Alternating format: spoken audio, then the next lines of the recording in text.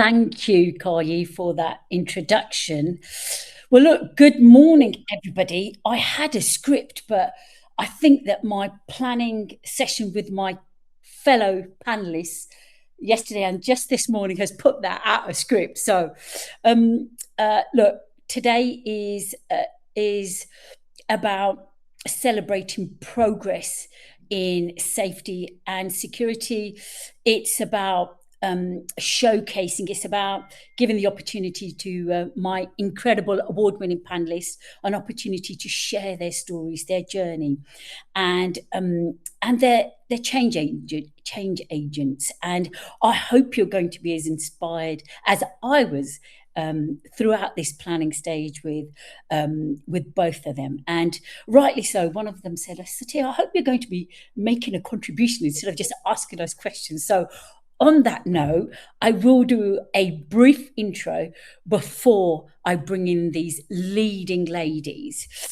So look, I've been working in the private security sector for 30 years, and I've spent most of my life doing that. God, yes, it makes me sound old.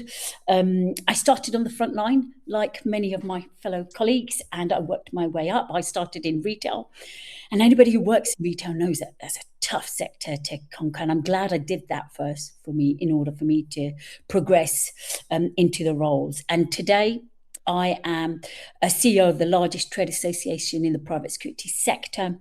I'm also Chief Operating Officer for Leverage. Thank you, Andrea. And I'm also a non-exec director and ambassador for 9 other key organizations across the sector. Why? I get access to people. I get to meet incredible women like the panelists here. I'm passionate about people, and I want them to thrive in the workplace. And after listening to this panelist, that's exactly what you will feel, how I feel. But the biggest role I play is being carer for my partner who's on the who's part of the neurodiverse community. So look, enough about me. And now, I'm delighted to be joined by 2 exceptional leaders who bring real world experience, courage, credibility to the conversation. And I promise you, they will keep it real. It will be open and honest. I promise you will all have an opportunity towards the end of our session to ask questions, to engage, because without your engagement, this session doesn't exist. And there's 350 of you registered. So thank you all for taking time out of your busy schedules to join us. So without further ado, Andrea White. Let me introduce Andrea, who's MD for AW Fire Limited. Come in and introduce yourself and tell us a little bit about your journey, Andrea.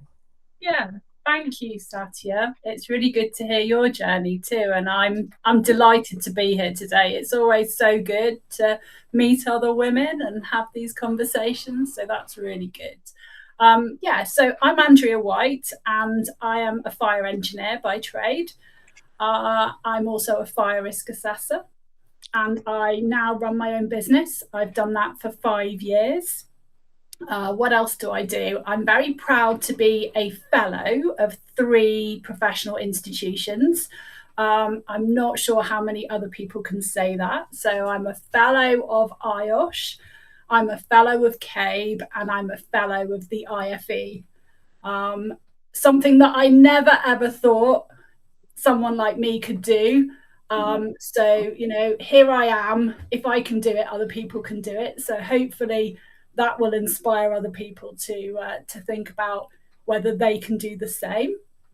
Let me think. Now, in 2023, I was voted as one of the top 100 most influential women in the construction industry, which was a very nice thing. I have set up Women Talking Fire several years ago, which is it's a mini charity, if you like, which brings women in the fire safety industry together, and we have hundreds and hundreds of members of that now, so that's great. And then last year, I was very honoured to receive an award from Princess Anne and it was runner-up in the Lifetime Achievement category for women in science and engineering. So that was a very nice thing, and I did practice my curtsy. Wow. I mean, Zoe, that's a tough act to follow, but I'm sure after seeing and researching your profile that you will do well. Ladies and gentlemen, look, let me introduce Zoe. Zoe is head of safety at the BBC, and as Andrea, she also has an incredible story, and she has the most incredible sarcastic wit. Amongst her many traits, she's also funny as hell. Zoe, over to you. Hey, Zoe Hayes, No over to you. pressure from Zoe. Only one fellowship, Hayes, over here.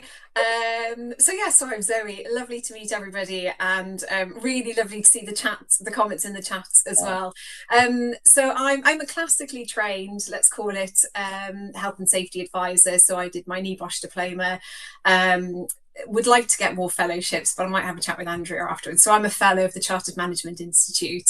I'm doing an MBA. I'm one assignment away from, I've done 22 assignments, one more. I've got one more mark. It's submitted. I need one more mark, and then I can stop using the filters to pretend that I'm not stressed as anything on this. So I have a bit of a squiggly career, or as we now call it in corporate terms, I have a portfolio career when we've kind of like dipped around in different careers. So my first degree is a BA in French. I was an estate agent. I worked in retail. I've been a classroom language assistant. And then the big thing for me is I went to work in cranes in construction. So it was a family business. So really lucky to have that chance. But I got to work in like HR, payroll, training, bids, tenders, acquisitions. And then somebody, my dad, said to me, "Oh, you've got a degree. You'd be good at paperwork. You do the health and safety. Go fill in those forms." And there's a shelves of folders. I got my office, amazing, but shelves full of folders and lots of documentation to fill in. And that was the start of it. But I got to work in things like steelworks or refineries. Going on to construction sites when in the porter cabins it was the era of nudie and booby calendars everywhere. So that was a really interesting time for for somebody in their 20s in construction. And then I stepped out of that role and went to work for IMG Endeavour, which is like a sports entertainment company. And I did about 7 trips to India working on the cricket.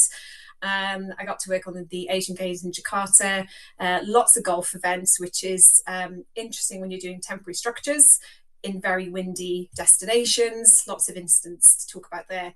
And then I've been at BBC now for 5 years with having a mat leave in the middle of it. But outside of work, yeah, I'm into rowing. I'm from a sports performance background. So now I don't get up at 5 a.m. to train. I just go and volunteer at domestic regattas, and I got to qualify as a world rowing umpire, and I've just done 10 years now as a non-exec on the boards, and I'm now on Commonwealth Games Wales, so a big Commonwealth year ahead of us. So and I have a son, so the mum guilt is also a factor every Monday morning as I drop him off to nursery. So yeah, that's me in a nutshell. Wow, excellent. I did say to the audience that you'd be inspired, and there are things that you've added to the conversation that we didn't put in the planning, which is above and beyond what you are actually doing in your respective workspaces and so on. So look, without a further ado, I want the audience to really reap the benefits of your journey, some of the things that you've implemented in the workplace, and some of the change that you are really passionate about, because I know that it's going to be a call to action, because it has to be. This is, we're here, we're part of a panel, but actually what we want is the leaders on this call and all the respective people that are on the call to think that actually, what is the one thing that we're going to do differently in the workplace? Because both of you believe in collective action. None of this happens without that collective buy-in and etc. And it starts from leaders like yourself, from C-suite buy-in, work, and filtering down that change that we will talk about today.